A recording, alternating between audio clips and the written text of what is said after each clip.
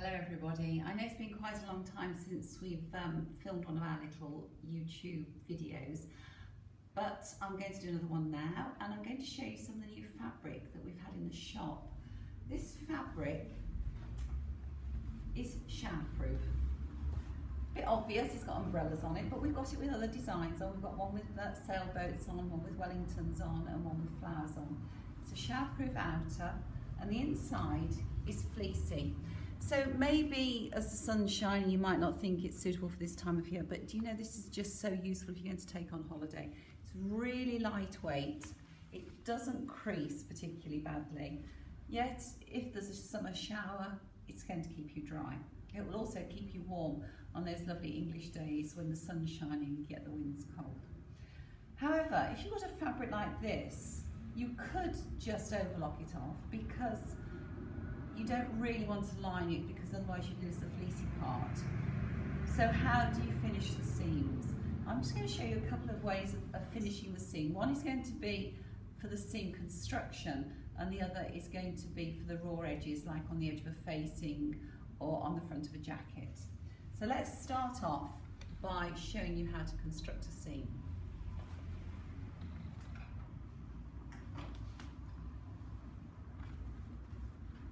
So I've got my two pieces. I'm just going to do a little sample. I'm going to do what's known as an overlaid seam. So the first thing I need to do is mark my stitching line. Now, most commercial patterns have got a 1.5 centimetre seam allowance on. So I'm marking with pen so you can see what I'm doing.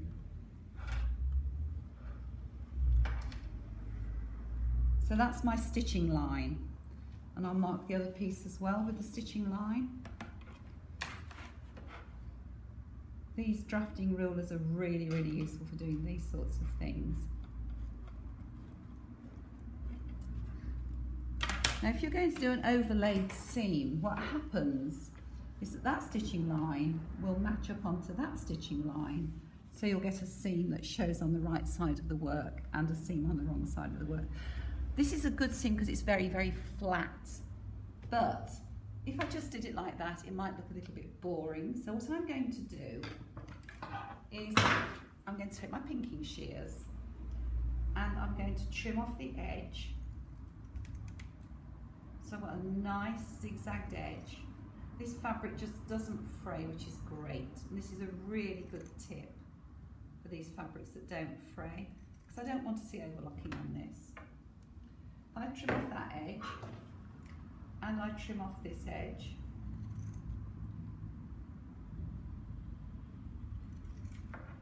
My pinking shears. I'm not cutting mountains off, I'm just literally chopping off the edge.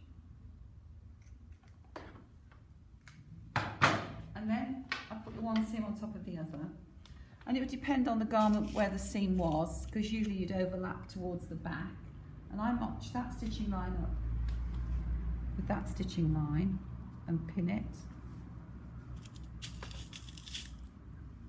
I don't know if you've ever used these pins. These are prim pins and they're really, really fine. Beautiful pins to use. Put that one onto there. And I've got my machine set at a stitch length of 2.4. I'm just going to take that up a little bit.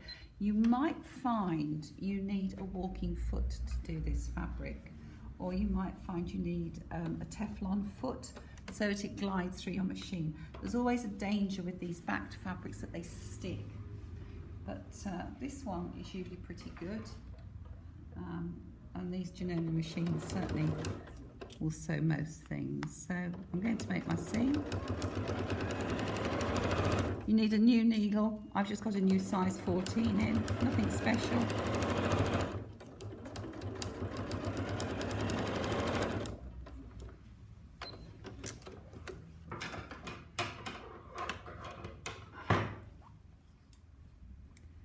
And that's my seam. So on the outside it looks really neat, and on the inside it looks really neat.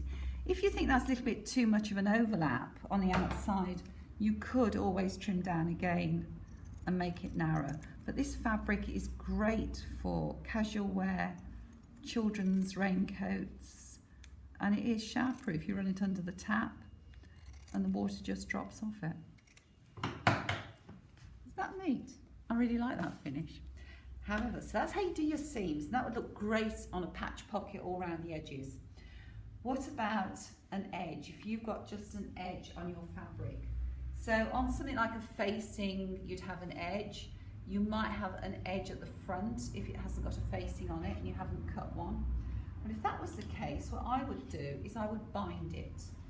So this is cotton binding. You could use the satin, but I think on this, cotton is slightly preferable because it's got a more of a matte finish, the same as the fabric. Roll that up nice and neat again. And if you're going to bind, you could use the bias binding foot. And I know quite a lot of you have got bias binding feet. They're not the easiest feet in the world to use. And I'm going to put this on, and I'm actually going to put it to the wrong side first. So open it out, stitch along the groove in it.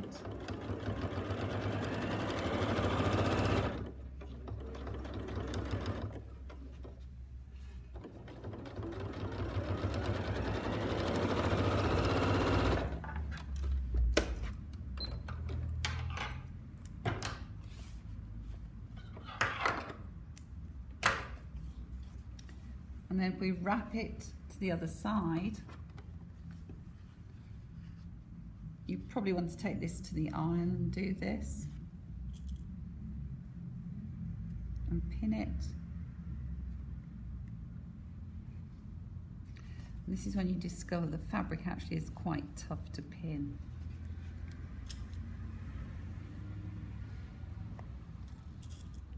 Why do you always find a pin without a point on it?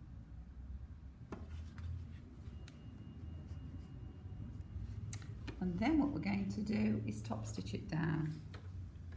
If you do this with the iron first, you'll find it's much easier. And this is a question now of stitching close to the edge. And it sounds quite clunky.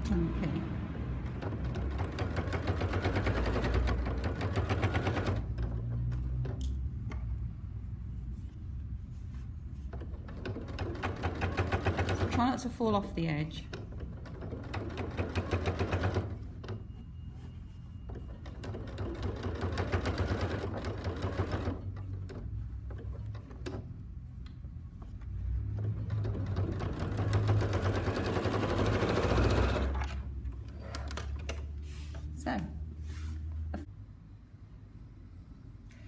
So there you have a really nice finished edge that's bound. You could choose any colour binding you liked. And we have a nice overlaid seam that's going to be really flat. Why not take a look at these fabrics? They're on our website. And why don't you have a look at some useful patterns to make a little summer jacket for yourself that's shower-proof, or maybe a little coat for a child that's shower-proof. Super simple summer sewing. Until next time, see you soon.